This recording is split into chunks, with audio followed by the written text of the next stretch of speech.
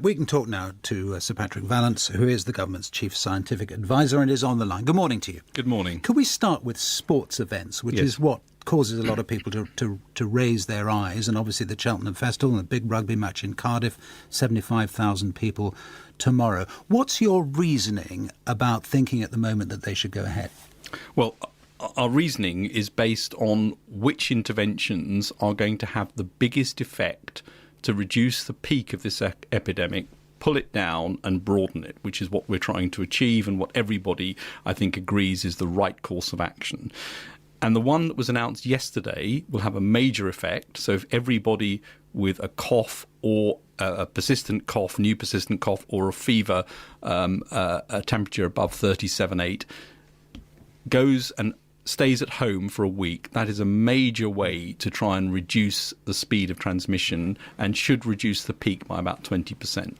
The second measure we talked about was home isolation, where the whole entire household does that if one person gets it. That's another major measure. And then in terms of protecting the vulnerable, which is absolutely critical because the older and vulnerable population are the ones who stand the biggest chance of getting the serious disease from this, that needs to be done at the time that you've got transmission in the country at a level where they are at risk. So those are the key things. So coming back to gatherings, mass gatherings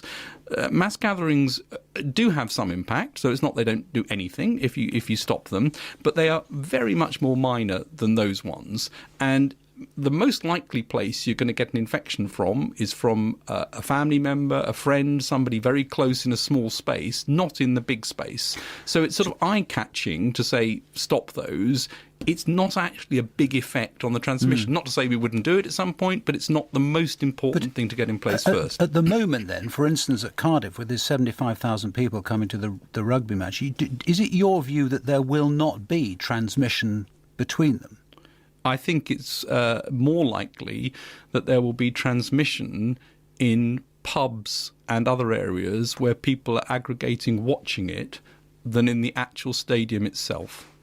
And so would you advise that although that sporting match and others are going ahead, that it's those things that people should not do?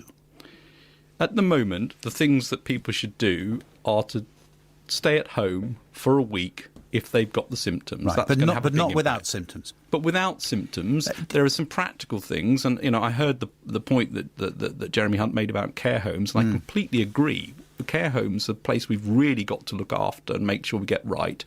And that will be something that, as this epidemic grows, becomes an important part of how we need to do it. But the practical thing is, if you're 2 meters away from somebody, wash hands. Those things really matter in terms of disease transmission. Is it your understanding at the moment that people without symptoms are passing it on?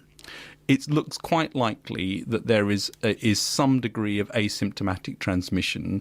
There's definitely quite a lot of transmission very early in the disease when there are very mild symptoms. To your wider thinking, when people say, as they do, serious people, serious scientists, look at Wuhan, look at Hong Kong, look at Singapore, look at the things that they have done, the very drastic actions that they have taken, and look at the fall-off in new incidents of the disease. Why should that not be the model for us? Well, I've spoken a lot to the teams in Singapore who are doing this. We've exchanged ideas and data. And, of course, they went for only selective school closure where they had, for example, cases. They didn't go for mass school closure as their response initially. And many of the measures they took were appropriate for what they have. I think the measures we've just taken are actually quite extreme in terms of you think about the impact on social distancing, and the other measures may come into play. And one of the things that we need to do is monitor this outbreak very carefully and react in advance of things. And that's what we'll do, but not to just go for things because they seem instantly attractive. But is that the point, that actually, although they might seem instantly attractive, that they are quite short-term? And is it your fear, is it your thinking, is it your reasoning, your modelling, that actually some of those actions taken in other places may lead to COVID-19 coming back more aggressively in the autumn? That is exactly the risk that you would expect from previous epidemics, that if you suppress something very, very hard, when you release those measures, it bounces back, and it bounces back at the wrong time. So our aim, and this has been described very well as well by Tony Fauci from the US, is to try and reduce the peak, broaden the peak, not to suppress it completely. Also, because most people, the vast majority of people, get a mild illness, to build up some degree of herd immunity as well, so that more people are immune to this disease and we reduce the transmission. At the same time, we protect those who are most vulnerable from it. Those are the key things we need to do. That is fascinating, the herd immunity idea. So in many respects, it would be a good thing, would it, for the disease to be spread quite widely now rather than later? What we don't want is everybody to end up getting it in a short period of time so that we swamp and overwhelm NHS services. So that's the flattening of the peak. You can't stop it, so that you should end up with a broader peak, during which time you would anticipate that more people will get immunity to this, and that in itself then becomes a protective part of this process. And this is quite likely, I think, to become an annual virus, an annual seasonal infection.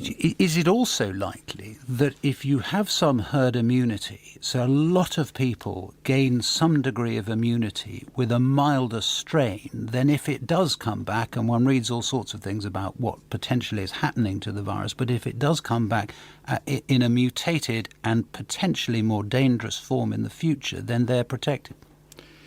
Well, if the virus mutates a lot, then you don't necessarily get immunity to that variety.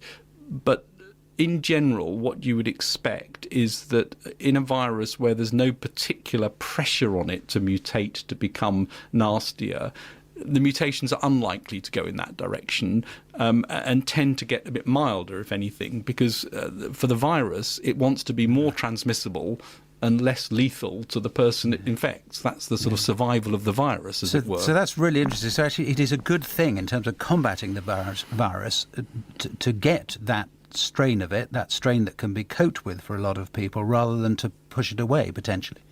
Well, I think that we will end up with a number of people getting it. They will get immunity, and that will be helpful for the overall protection of society. And many of the measures we're talking about are not things that protect you as the individual. So isolating at home isn't for you, it's for everybody else. At the peak, really protecting the elderly and vulnerable is about protecting the individual. I mean, you are advising the government to do things that other governments aren't doing, and you're explaining very clearly why you're doing that. Is there a case, have you considered the publication of more of the modelling, more of the evidence of the scientific work that you're doing behind the scenes? Yes, I mean, I think a lot of the work that we're looking at, of course, comes from academics who have their own data, and they must publish that as they will. But I'm very keen to make everything we do as transparent as we possibly can. And frankly, this is a collective scientific effort. We need all of the input we can get to get this right. And we should be prepared to change our minds as the evidence changes. So we cannot go in with a fixed plan that is immutable. And on that thought of evidence changing, when it comes to individuals who do fall seriously ill, are we learning, are you learning more about what works in bringing them back to full health and what doesn't?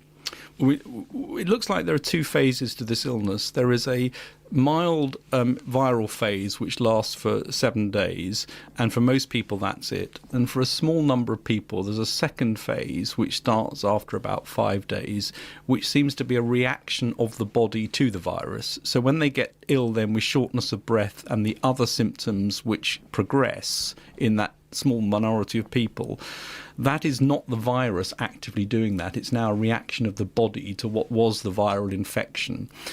We don't yet have any treatments for any of these stages, but things are being looked at, ranging from anti-HIV drugs, where there's some glimmer of evidence there might do something, through to much more common medicines that might be used. But we don't have anything yet, and it's about supportive care, oxygen therapy, ventilation in the most critically ill.